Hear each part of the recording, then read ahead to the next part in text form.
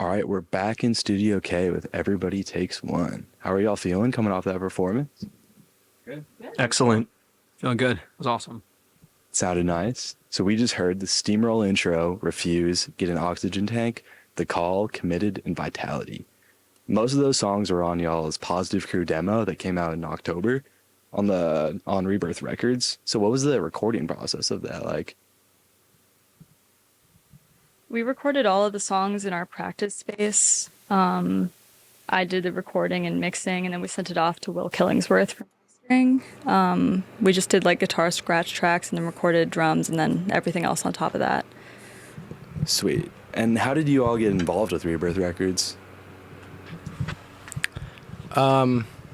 We had rough mixes of the demo. Bob Wilson, who runs Rebirth Records, is kind of a legend, and so I think we've all just known of him. And Rebirth, the Steamroll demo, which is good friends of ours, that came out in Rebirth earlier last year, and we sent some rough mixes of the demo to our good buddy Drug Free Siobhan, who then sent it to Ambrose from Joint Custody Records. Shout out Joint Custody and Ambrose and Crucial John and Zizek. And then Ambrose sent it to Bob, and then Bob reached out to me randomly one day and was like, "Hey, can I put out the ETO demo?"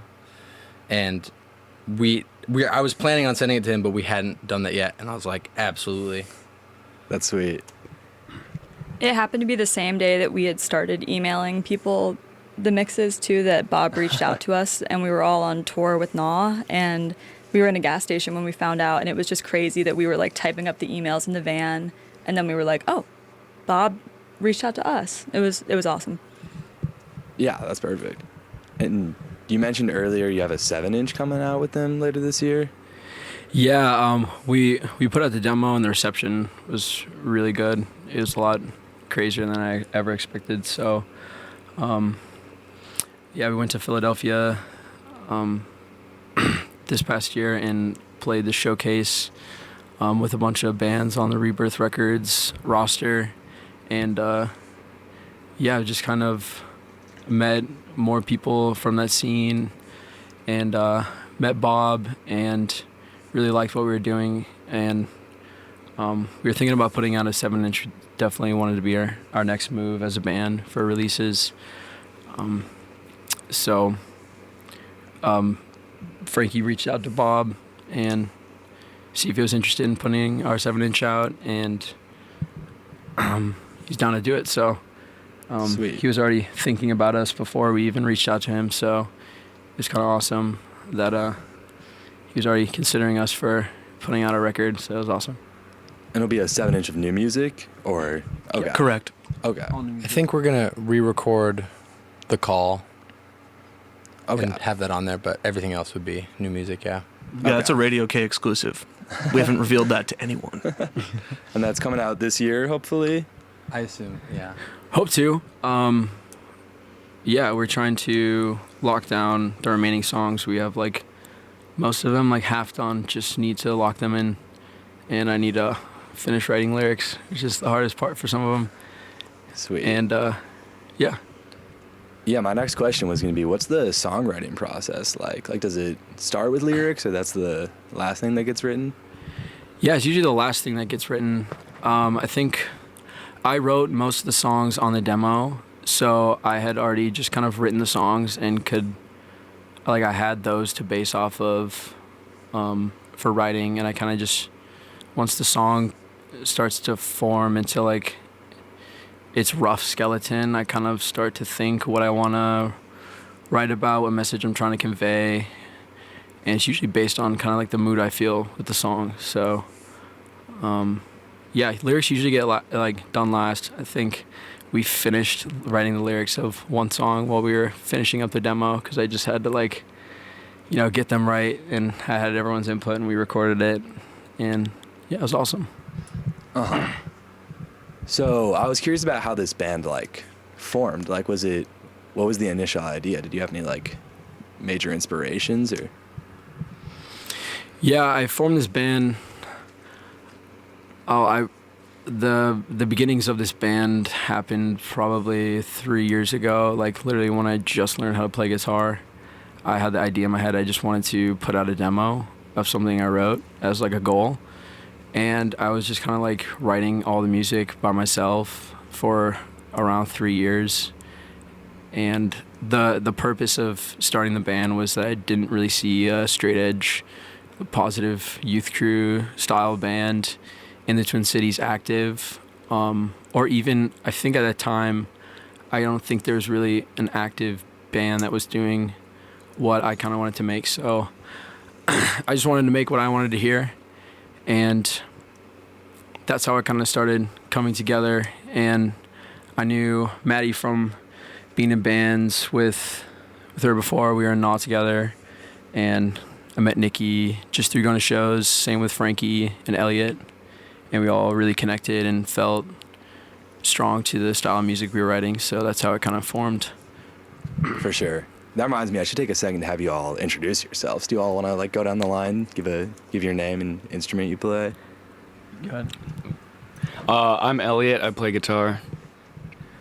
I'm Positive Zach. I sing. I'm Nikki. I also play guitar. I'm Frankie. I drum. I'm Maddie and I play bass. Sweet. And another question for each of you. I'm curious how y'all, like, as kids first started to get into music, and then how you eventually got into, like, punk and straight edge. Like, I heard Michael Jackson might have been an early influence on some of you. True. Who was that? Frankie, you want to speak on that? I guess I'll just get started off real quick. Actually, Frankie, take it away. Yeah, Michael Jackson was huge for me. I only recently revisited Thriller in my adulthood, and it's kind of blown away by how perfect of a pop record that is. But yeah, both my parents are musicians, so that I've kind of always been involved in music. And then I got into punk and hardcore through skateboarding, and then found out about straight edge through that and identified with it because it was already how I felt. And I was blown away that there was a space for people who felt the way I already did.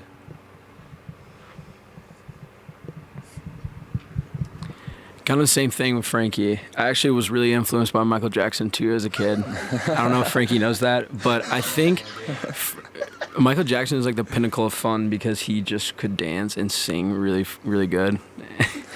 But yeah, I kind of had the same trajectory as Frankie. I think I got into music early on through my mom. She sang in choir at church. I sang in choir when I was growing up, and yeah, like Tony Hawk's Pro Skater games were like definitely a huge influence on like my upbringing into music in that realm, and then transitioning into straight edge music as well.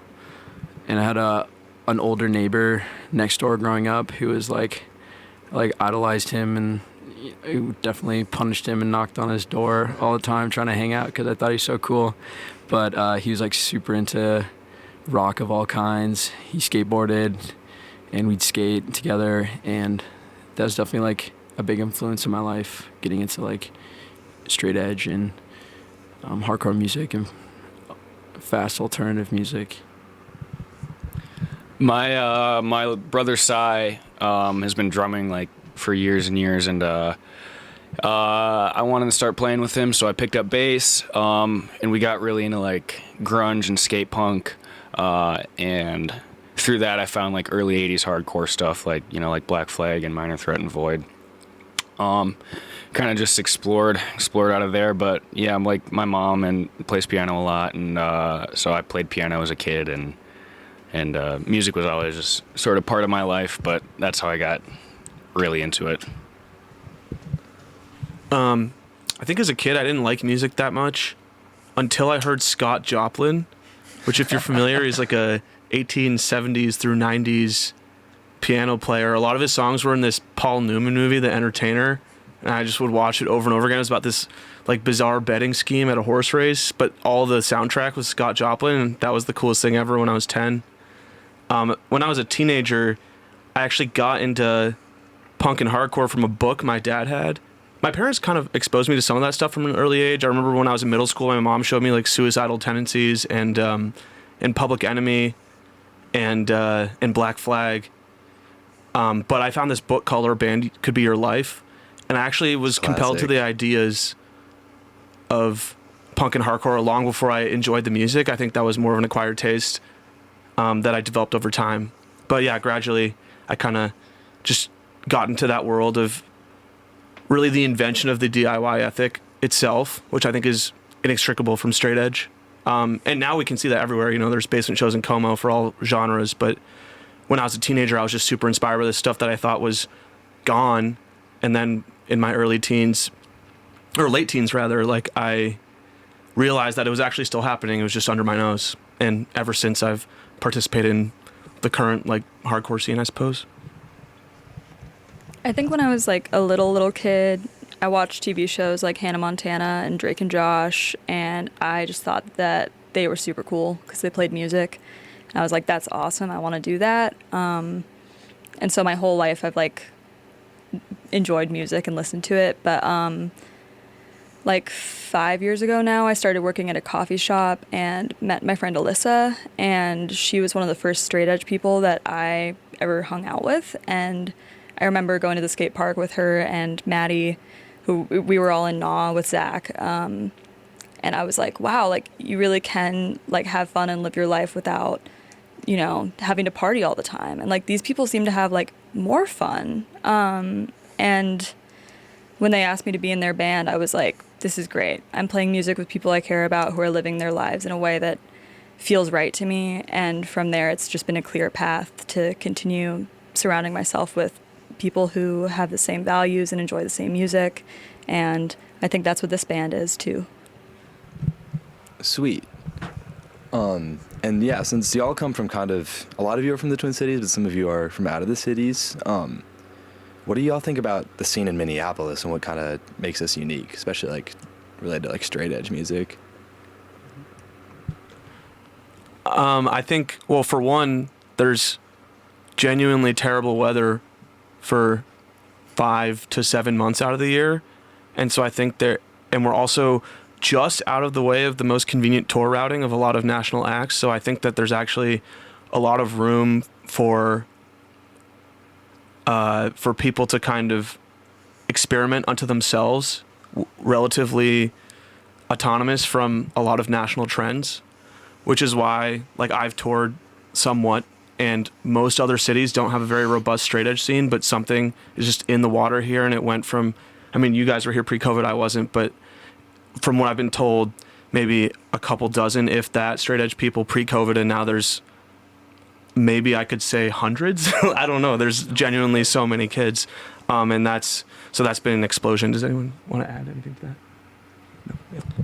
I think we have a really great size of a scene here. I think it's a great balance of, it's not, I mean, like, I feel like we all go to shows, and I know, like, I mean, every show I go to, I see new kids, but I know, like, probably 80% of the people by name at the shows. But I think there's a great balance of, we don't have too many people to where, I think with too many people in a space, you lose a sense of community, but there's enough people to make it feel like a community, if that makes sense.